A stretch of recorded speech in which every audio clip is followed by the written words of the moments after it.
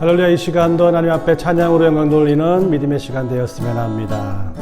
우리 먼저 그의 나라와 그의 의를 구하라. 먼저 그 나라와 의를 구하라. 그 나라와 그 의를 그리하면 이 모든 것을 너희에게 더하시리라. 너희에게 더하시리라. 사람이 떡으로만 살 것 아니요. 하나님 말씀으로, 하나님 말씀으로 그리하면 이 모든 것을, 그리하면 이 모든 것 너희에게 더하시리라. 너희에게 더하시리라.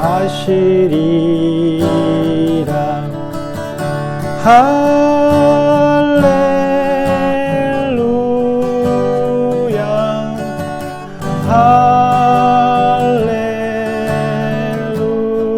할렐루야. 할렐루야.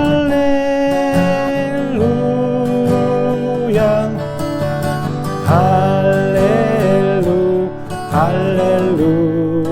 구하라 그리하면 주실 것이요. 구하라 그리하면 주실 것이요. 찾으면 찾을 것이요. 두드리라 문이 열릴 것이니. 할렐루야. 할렐루야. 할렐루. 할렐루야.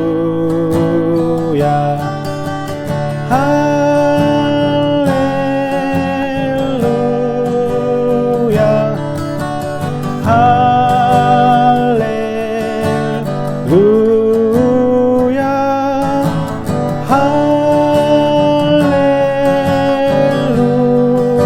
할렐루야.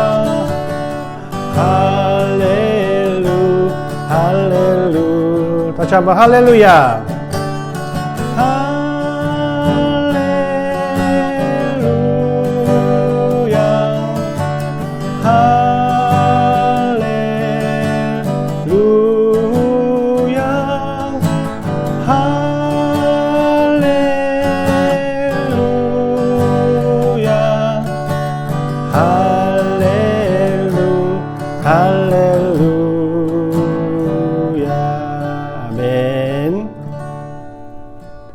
우리 다음 찬양입니다. 내 영혼이 은총 입어 중한 죄짐 묶어보니. 우리 찬양하겠습니다.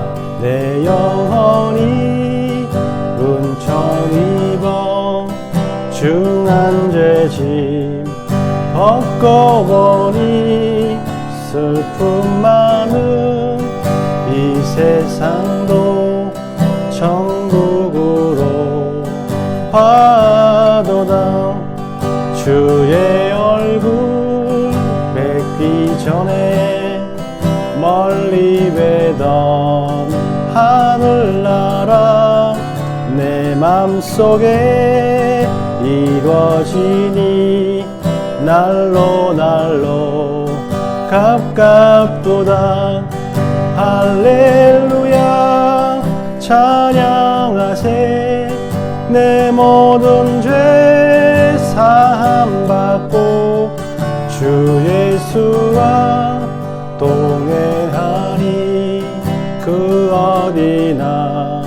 하늘 높은 산이 거친 들이, 높은 산이 거친 들이 초막이나 궁궐이나 내 주 예수 모신 곳이 그 어디나. 하늘날. 아멘. 할렐루야. 찬양하세. 내 모든 죄 사함받고 주 예수와 동행하니 그 어디나. 주의 얼굴 뵙기 전에, 주의 얼굴 뵙기 전에 멀리 뵈던 하늘나라 내 맘속에 이루어지니 날로 날로 가깝도다. 할렐루야 찬양하세.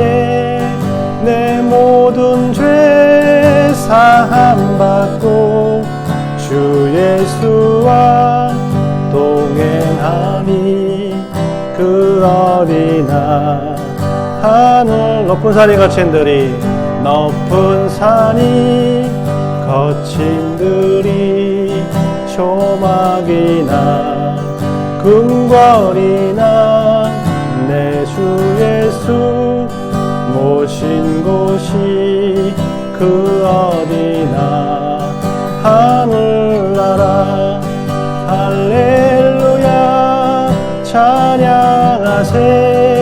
내 모든 죄 사함받고 주 예수와 동행하니 그 어디나 하늘나라. 아멘. 우리 사도신경으로 신앙 고백 하나님께 드리겠습니다.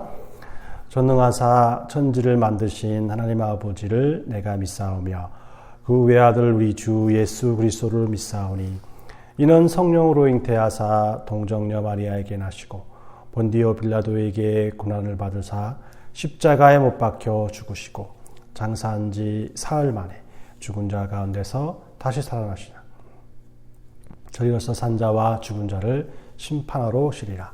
성령을 믿사오며 거룩한 공예와 성도가 서로 교통하는 것과 죄를 사하여 주시는 것과 몸이 다시 사는 것과 영원히 사는 것을 믿사옵나이다. 아멘. 오늘 우리에게 주시는 하나님의 말씀은 우리 마태복음 13장 10절에서 12절까지 말씀입니다. 마태복음 13장 10절에서 12절까지 말씀 우리 한번 함께 읽도록 하겠습니다. 제자들이 예수께 나와 이르되 어찌하여 그들에게 비유로 말씀하시나이까? 대답하여 이르시되 천국의 비밀을 아는 것이 너희에게는 허락되었으나 그들에게는 아니 되었나니 무릇 있는 자는 받아 넉넉하게 되되 없는 자는 있는 것도 빼앗기리라. 아멘. 하나님의 나라는 이 성경의 중심 사상이라고 할 수가 있습니다. 하나님의 나라는 하나님의 직접적인 통치를 뜻하는 나라인데 예수님께서도 공생의 기간에 선포하시고 가르치신 어떤 면에서는 복음의 핵심이라고 할 수가 있습니다. 마태복음 4장 23절에 보면 예수께서 온 갈릴리에 두루 다니사 그들의 회당에서 가르치시며 천국 복음을 전파하시며 또한 마태복음 1장 14에서 15절까지 말씀을 보면 예수님이 요한이 잡히신 후에 예수께서 갈릴리에 오셔서 하나님의 복음을 전하여 이르시되 때가 찼고 또 하나님의 나라가 가까웠으니 회개하고 복음을 믿으라 하시더라라고 말씀합니다. 이렇게 볼 때 이 하나님의 나라의 선포가 예수님의 주된 사역이었음을 우리는 잘 알 수가 있습니다. 그런데 이 예수님께서 복음을 전하실 때의 이 특이한 점은 초창기에는 이 하나님의 나라에 대해서 직설적인 어투를 사용하셨는데 점점 비유를 사용하시기 시작했다라는 겁니다. 예수님의 초창기의 선포들을 살펴보면 마가복음 1장 17절에 보면 내가 너희를 사람을 낚는 어부가 되게 하리라. 또 2장 17절에 보면 건강한 자에게는 의원이 있을 데 없고 병든 자에게야 쓸 데 있느니라. 또 19절에 보면 혼인집 손님들이 신랑과 함께 있을 때에 금식할 수 있느냐. 또 마가복음 3장 24절에 보면 만일 나라가 스스로 분쟁하면 그 나라가 설 수가 없고 라고 말씀합니다. 이 초창기에 예수님의 사역에 쓰인 어투는 이렇게 간단하고 어떤 면에서는 직설적인 의미가 포함되어 있습니다. 그런데 예수님께서 언젠가부터 분량이 길고 또 복잡한 이 비유를 사용하시더라라는 겁니다. 어떤 비유는 예수님께서 설명을 해 주어야만 그 의미를 알 수 있을 정도로 누구나 깨달지 못하는 것들이었습니다. 오늘부터 우리는 계속해서 이 천국에 대해서 말씀을 나누게 될 것입니다. 예수님의 천국에 대한 많은 비유를 통해서 천국은 어떠한 곳이고 또 우리들에게 어떻게 적용되어야 할 것인가에 대해서 고민해 보려고 합니다. 그 앞서서 오늘은 첫 번째 시간으로서 예수님께서 천국에 대해서 메시지를 전달할 때 왜 비유를 통해서 메시지를 전달하셨는가, 왜 비유를 사용하셨는가에 대해서 알아보도록 하겠습니다. 예수님께서 천국을 우리에게 설명하실 때 왜 비유를 사용하시게 되었을까요? 저는 오늘 여러분들께 이 두 가지의 시선을 통해서 사용하여서 이것을 설명해 보려고 합니다. 그 첫 번째 시선은 예수님의 시선입니다. 예수님께서 비유를 사용하신 이유가 있다라는 건데 그 첫 번째 이유는 이 천국을 은폐하려 했기 때문이라는 겁니다. 즉 예수님께서는 자신을 적대시하는 사람들에게는 이 천국에 대한 메시지를 숨기고 예수님을 따르던 자들에게만 예수님의 가르침을 알게 하기 위해서 비유를 사용했다라는 겁니다. 분명히 바리새인이나 사두개인들이나 또 빌라도와 같은 로마의 정치인들은 예수님께서 천국을 선포하실 때 자신들의 권력에 위협을 준다고 느꼈을 것입니다. 천국, 즉 하나님의 나라의 개념이 그들에게 보기에는 이 정치적인 개념으로 크게 다가왔었기 때문입니다. 따라서 예수님의 메시지 가운데는 오해받을 소지가 많은 것들이 있기 때문에 예수님께서는 이 비유를 사용하심으로써 그냥 이런 결점을 찾아서 예수님의 사역을 그들이 방해하지 못하도록 하기 위해서 보다 더 복잡하고 난해한 비유를 사용하시기 시작했다라는 겁니다. 예를 들어 예수님께서는 천국에 대해서 겨자씨 한 알과 누룩과 같은 걸로 비유하심으로써 그것이 정치적인 것들과는 아주 무관한 것처럼 보이게끔 말씀을 선포하신 것입니다. 그러나 예수님께서 사람들 앞에서 이런 비유를 사용하셔서 그들에게 혼란을 주었지만은 어떤 면에서는 모든 사역이 끝나고 난 다음에 제자들을 모아놓고 사석에서는 이 비유에 대해서 자세히 설명해 주심으로 자신의 메시지를 정확하게 선포했던 것이죠. 이 두 번째로 예수님의 시선으로 바라본 예수님께서 비유를 사용하신 이유는 듣는 사람들의 이해를 돕기 위한 것이라는 겁니다. 예수님께서 천국을 비유하실 때 모든 메시지가 난해하거나 복잡하지는 않았습니다. 때론 듣는 사람들의 이해를 돕기 위해 비유를 사용하셨다라는 것이죠.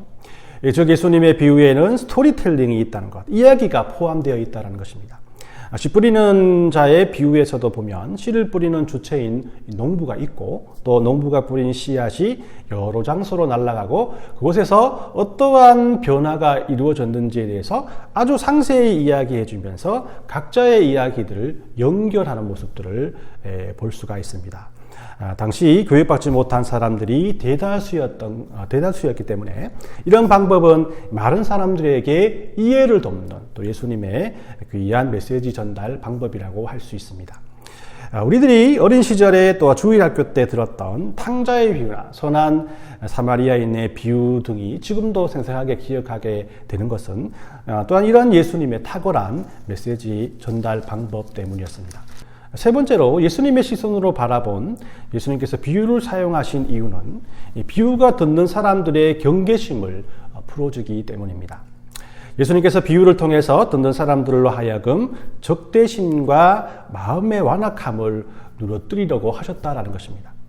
예수님의 이런 방법은 구약 성경에 나와 있는 나단 선지자를 통해서 잘 이해할 수가 있는데 이 사무엘하 12장에 보면 나단 선지자가 이 밧세바 사건을 통해서 하나님 앞에 범죄한 다윗 왕에게 그냥 직설적으로 그의 죄를 꾸짖는 것이 아니라 하나의 비유를 들어서 그 다윗 왕을 꾸짖는 모습들을 볼 수가 있습니다. 이 한 성읍에 부자와 가난한 사람이 살았습니다. 부자에게는 양과 염소가 상당히 많았죠. 그러나 가난한 자에게는 한 마리의 암양 새끼만이 남아 있었고 또 그 암양 새끼를 너무나 사랑했기 때문에 딸처럼 여겼었습니다. 어느 날 부잣집에 손님이 와서 대접할 양이 필요하게 되자 부자는 자기 집에 많은 그 양들 중에 하나를 택하지 아니하고 굳이 그런 이 가난한 자에게 있는 딸과 같이 여기던 그 암양 새끼를 빼앗아서 자신의 이 손님을 위해서 대접했다라는 것입니다. 이 비유를 들은 다윗은 이 사건에 대해서 깊이 생각하게 되었고, 나단은 이 비유를 다윗에게 해석해 줍니다. 이 방법은 다윗이 마음을 굳히지 않고 하나님께 진정으로 회개하는 기회를 제공해 주었습니다.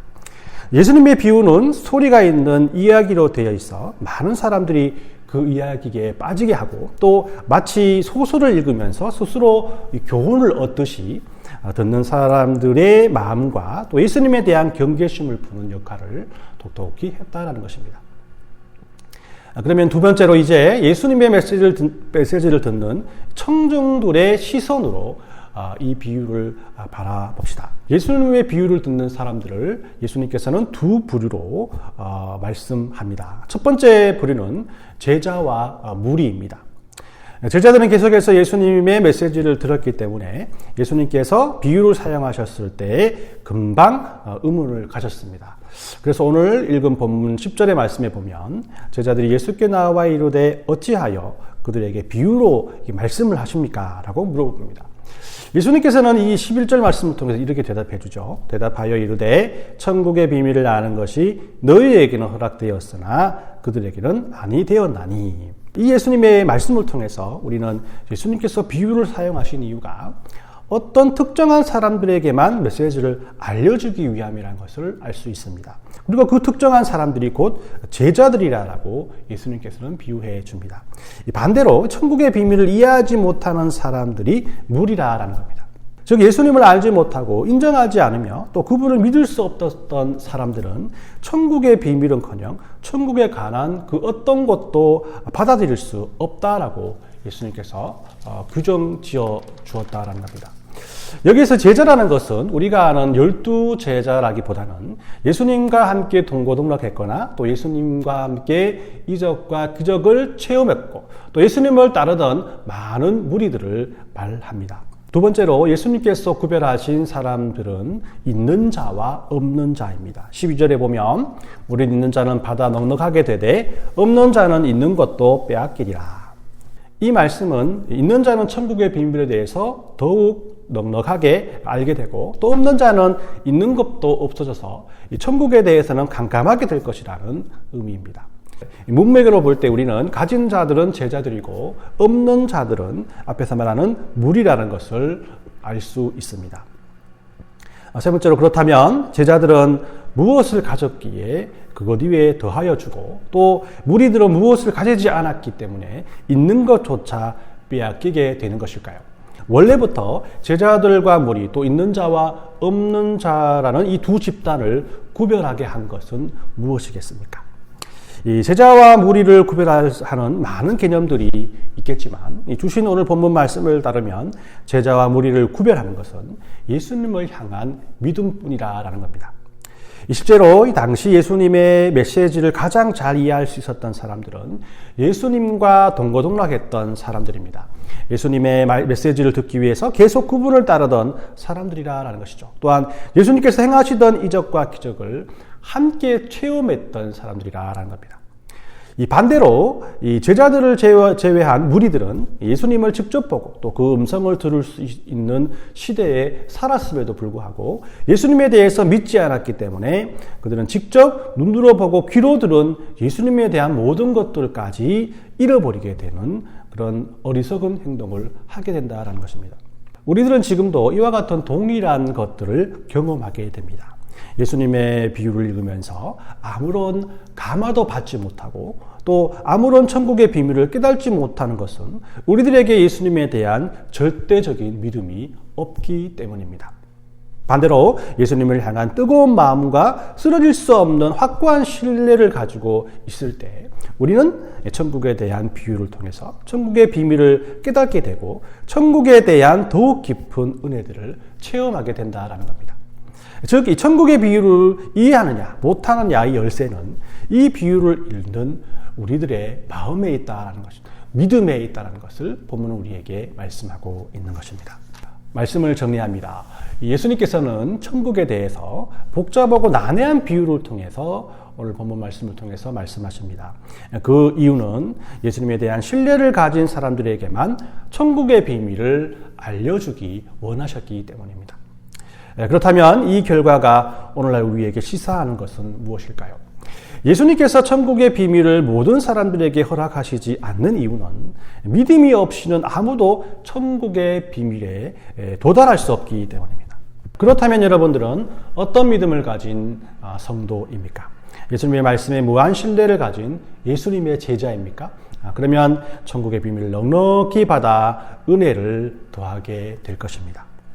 저는 이 복음은 모든 사람들에게 열려있는 개념이라고 생각합니다. 모든 사람들이 예수님의 십자가와 부활과 승천하심과 이 땅에 다시 오실 것에 대해서 알 수 있는 기회가 무한정 열려 있습니다. 누구나 그 복음을 알아야 할 것이고, 그래서 우리도 그 복음을 전하는 것이 아니겠습니까? 그러나 이 천국에 대한 것은 믿는 사람들에게만 허락되고 열려있는 비밀이라 생각합니다. 왜냐하면 만약 이 복음에 대해서 알지 못하고 믿지 못하는 사람이라면 천국에 대한 개념과 천국에 대한 실체 역시 불신할 수밖에 없기 때문입니다. 그렇기 때문에 천국에 대한 메시지는 예수님과 접촉했던 분들이나 지금 접촉하고 있는 사람들에게만 허락된 것입니다. 이 얼마나 큰 은혜입니까? 오늘 우리가 부른 찬양의 가사처럼 주의 얼굴 뵙기 전에 멀리 뵈던 하늘나라 내 마음속에 이루어지니 날로 날로 가깝도다. 이번 한 주간은 이렇게 예수님께서 천국의 비밀과 소망을 허락하신 그런 은혜와 사랑에 감사하며 천국에 대해서 깊이 묵상함으로써 풍성한 하나님의 은혜가 여러분들에게 넘쳐나는 귀한 믿음의 시간들이 되시길 예수님의 이름으로 축원합니다. 우리 함께 기도하는 시간 갖도록 하겠습니다. 첫 번째 기도 제목은 우리에게 천국의 비밀을 허락하신 예수님께 먼저 감사를 드렸습니다. 우리에게 믿음을 주심으로 하나님에 대해서 깊이 알게 하시고 또 그 속에 있는 풍성한 은혜를 누리게 인도해 주시옵소서.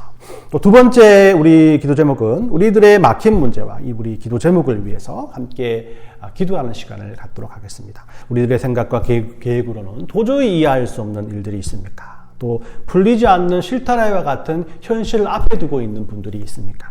모든 것 하나님 앞에 맡기고 기도해 보십시오. 우리는 연약하고 부족하지만 하나님께서 강하고 하나님께서 우리의 모든 것을 아시고 인도해 주신 분이 아니겠습니까? 그런 하나님께서 여러분들에게 모든 문제들을 풀어낼 수 있는 그런 귀한 은혜를 주실 것입니다. 우리 두 가지 기도 제목을 가지고 우리 함께 기도하고 제가 마침 기도하겠습니다. 우리 함께 기도합니다.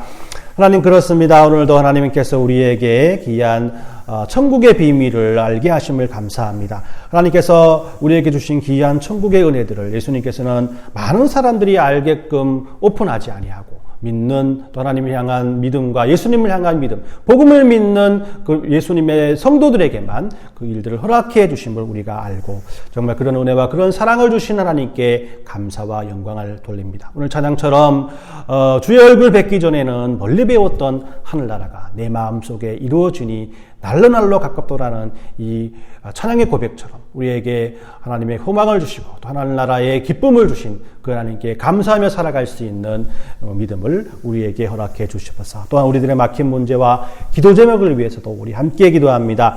우리 연약하고 부족하여서 우리 앞에 있는 그런 어려움과 근심 걱정들이 우리의 믿음과 우리의 마음을 또 녹아내리게 하고 하나님을 향한 그런 마음들을 식어지게 하는 것이 현실입니다. 하나님 아버지 그렇지만 우리가 이 모든 것들을 통해서 하나님 앞에 모든 것을 내려놓고 기도하게 되므로 하나님께서 우리의 모든 기도에 귀 기울여 주심으로 하나님께서 우리가 피할 길과 하나님께서 우리에게 또 그런 모든 문제들을 해결할 수 있는 그런 은혜와 사랑들을 우리에게 더듬혀 주심을 우리가 믿사옵니다. 하나님 아버지 우리가 오늘 이 시간 기도하는 많은 믿음의 기도의 제목들과 또한 많은 막힌 문제들이 하나님 앞에 기도함으로 말미암아 열려지는 큰 은혜와 사랑들이 이 주간을 통해서 이루어질 수 있도록 하나님께서 축복해 주시고 인도해 주시옵소서. 걸어가신 예수님의 이름으로 기도 올려옵나이다. 우리 함께 기도하겠습니다. 하나님 그렇습니다.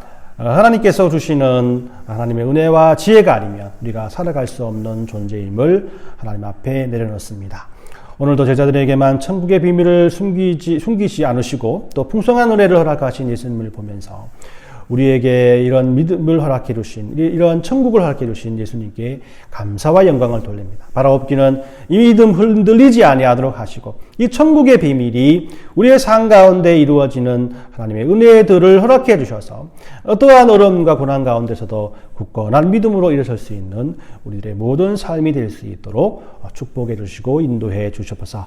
이런 감사의 제목을 가지고 하나님 앞에 예물 드린 믿음의 손길들이 있습니다. 이들에게 영육 간의 강건함을 채워주시고 또 물질로도 넘쳐나게 해주셔서 이 세상에서 믿음 생활을 하는 가운데서 많은 사람들의 모범이 되는 빛과 소금의 삶을 살아가기에 부족함이 없도록 하나님께서 축복해 주시고 인도해 주시옵소서. 이번 한 주간 모든 것을 하나님 앞에 의탁드리오며 걸어가신 예수님의 이름으로 기도 올리옵나이다. 아멘. 우리 축도하겠습니다. 지금 우리 주 예수 그리스도의 은혜와 하나님 아버지의 사랑하심과 성령의 교통하심이 천국의 비밀을 우리에게 허락하심에 감사하는 모든 하나님의 백성들의 머리 위에와 또 가정과 직장 가운데 또 주안의 교회를 위해서 섬기는 모든 믿음의 손길들 머리 위에 지금부터 영원토록 함께 있을지어다. 아멘.